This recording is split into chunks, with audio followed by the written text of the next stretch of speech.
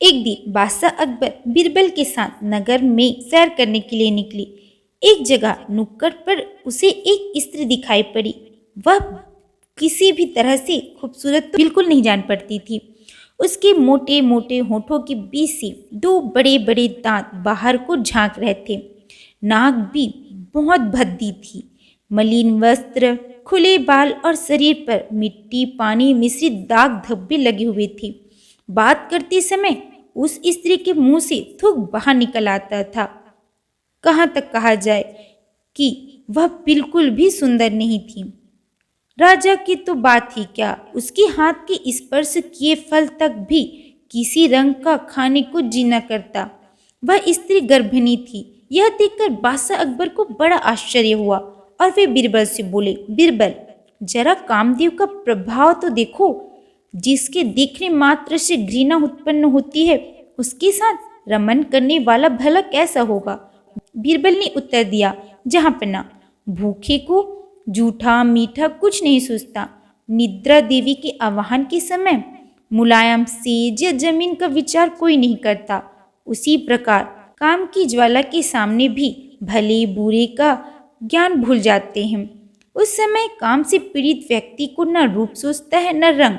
आपको अन्वेषण करने पर ऐसे बहुत से पुरुष मिलेंगे जो देखने में बहुत ही सुंदर और कुलीन मालूम पड़ते हैं, परंतु ऐसी ऐसी गलीज जगहों में उन्हीं का नंबर निकलता है। अकबर ने कहा, हाँ, तुम्हारा कहना तो बिल्कुल सत्य हो सकता है। इसलिए मैं चाहता हूँ कि इससे रमन करने वाले की खोज की जाए। मैं उसे देखना चाहता हूँ। बीरबल बोले, शायद कुछ देर अगल बगल के लोगों से पूछताछ की जाए तो कुछ भेद खुले।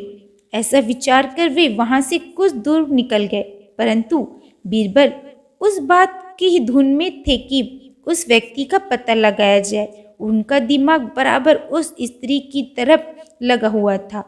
थोड़ी देर बाद एक ऐसी घटना घटी कि एक कामी पुरुष उसकी बगल से होकर निकला और उस स्त्री से कुछ संकेत द्वारा कहकर आप आगे निकल गए। वह देखने में किसी उच्च कुल का जान पड़ता था, परंतु स्वभाव से चरित्रहीन था।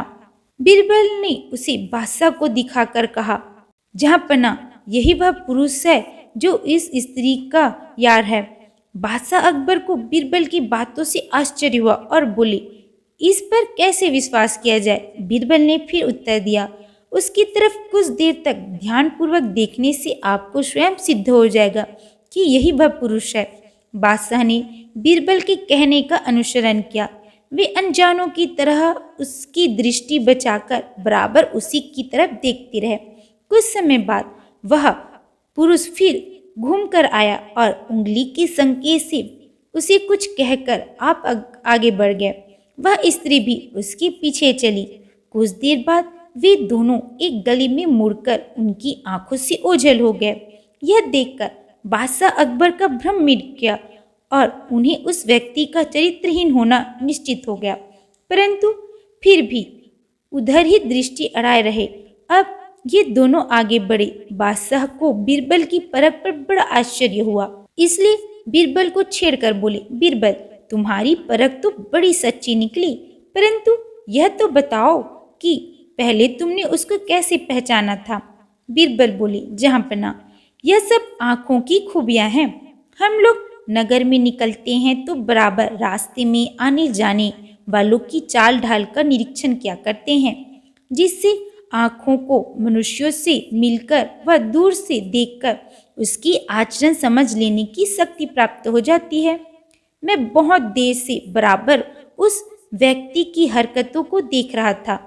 पहले जब वह आया तो उसके हाथ पर केवल खैनी थी। चूने की तलाश में अगल बगल की दीवारों को देखता जा रहा था। संयोग से एक संडास पर ताजा चूना लगा था। उसने झट उंगलियों से चूना पोंछकर खैनी बनाकर खा लिया। अब आप ही सोचिए, जहांपना, जो संडास का चूना खैनी में मिलाकर खाने में बिल्कुल संकोच नहीं करता, उसके लिए यह काम करना कौन सा आश्चर्य है। उसी समय मुझे ज्ञात हो गया, यह व्यक्ति वैष्णव का सच्चा गुलाम है।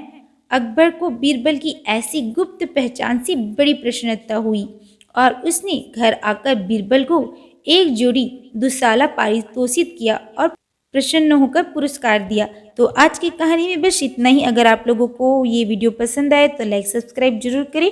मिलती है अगली वीडियो में। Bye bye.